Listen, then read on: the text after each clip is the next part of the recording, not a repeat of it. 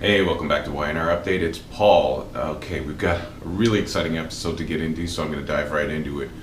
Uh, we see Avery and Dylan, and Avery, ever the lawyer, is still hammering away at Dylan. She wants to know, what Sharon's gotten herself into, and what are the legal ramifications. Dylan is being really evasive about it. He doesn't want to get into it with her, and he knows she might be in danger if he talks to her about it.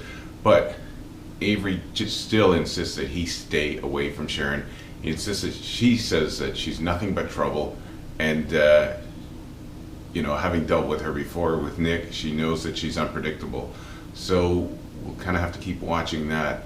But I'm going to jump right into the most important part of the episode, and we see the kids all at the wedding, at Noah's wedding, and they all get a text roughly at the same time, saying come to the cabin. So they head off to the cabin, and then they get to the cabin. Courtney's car is there, but she's not there, and immediately Mariah starts it, and the rest of them jump in, and they suspect Stitch because he's the only one that didn't get a text.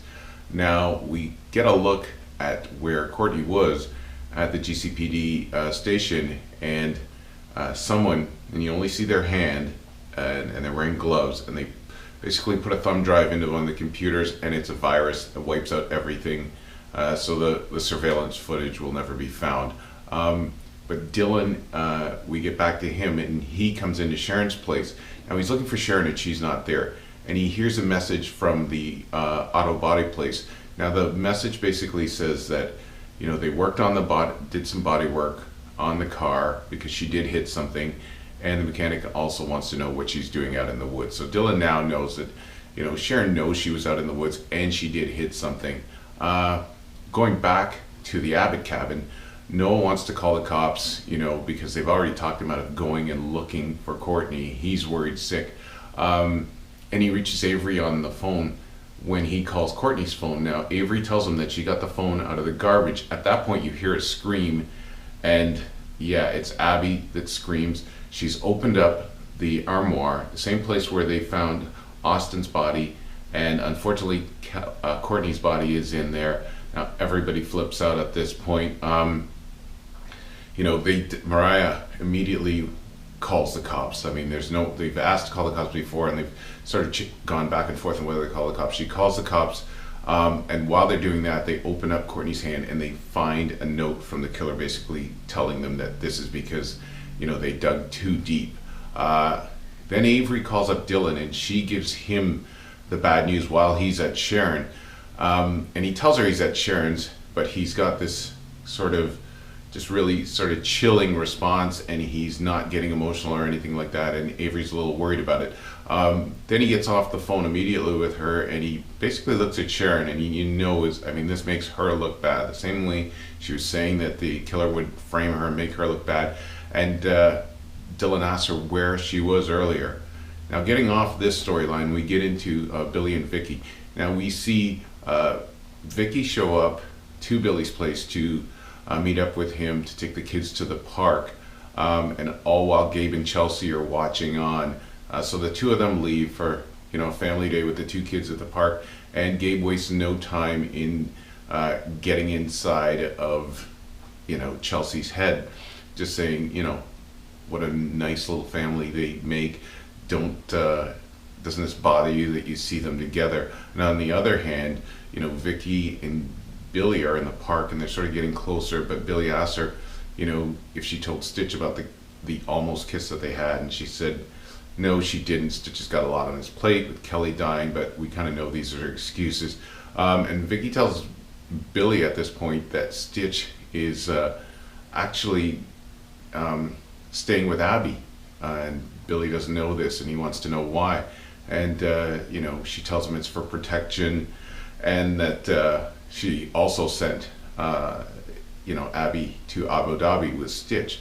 So Billy's starting to see the signs that Vicky's not overly concerned about Stitch's whereabouts, and he sees that there's a rift between them, even though Vicky says that that they're tight. We also see Gabe stirring up a lot of trouble. While he spends his time with Chelsea, he's just using every opportunity to drive a wedge between her and Billy.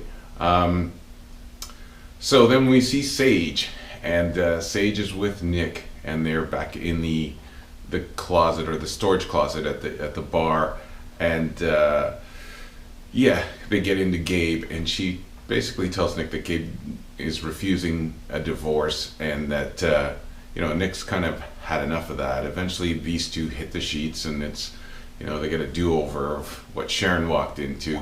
But later, Nick runs into Gabe at the club, and they have words, and it gets pretty heated.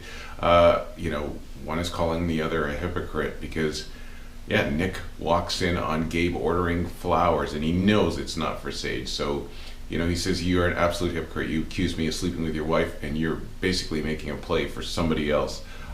So it gets very tense between them. And one of the last things we see, as soon as Sage walks into the Abbott house, Chelsea confronts her. Now, she's really got a bone to pick with her over sleeping with Nick, because guess what? Gabe told her, and Chelsea feels like she's fighting for Gabe in this instant, and Sage totally turns the tables on her and says, "You have no idea who the real Gabriel Bingham is." And then it gets more heated, and they go back and forth. But eventually she tells him, "Gabe's been conning you the whole time," and she riddles off a number of incidents in which Gabe has, when the car broke down, so many times when they first met, how Gabe inserted himself into the situation so that he could meet her. So she says, "You're the con woman, and you got conned," so you can see the wheels just cranking around in Chelsea's head. So it's going to be really interesting to see what happens on that. That pretty much covers it for the episode. But one thing I do want to talk about is the departure. As I predicted last week, it was very obvious. It didn't take a rocket science to figure out the departure of Kelly Goss, who played Courtney. Now, in my mind, the writers really dropped the ball with this one. From the minute they brought her in as a teen to when they revealed that she was a cop while Summer was going through the whole drug thing when she was modeling, they've never given that character an anchor, anything for the fans to warm up to. She was basically a tag-along who fell for Noah, and even though they had a bit of difficulty when he found out she was a cop, she was always, basically whatever Noah said went. She was hung up on him, and she would do whatever he said, right down to the fact when he said, he proposed to her, it was pretty much automatic. She said yes. And even when he sprung on her that they were getting married tomorrow, there was no hesitation. She didn't question it. She's basically a character that they didn't give any depth to. And when they were done with her, that character was, like I said, a throwaway character. It's a waste of writing. I really hate when the writers do that, and a waste of another character that they could have developed. Well, that's all she wrote for today. I want to thank you all for checking us out. I also want to let you know we have a Pinterest account, and it is, I'm going to post the link to that. It's also connected to the Twitter account, so please, thanks for following me on Twitter. Thanks for following the Facebook page, and thank you ahead of time for jumping on the Pinterest account. Have a great day.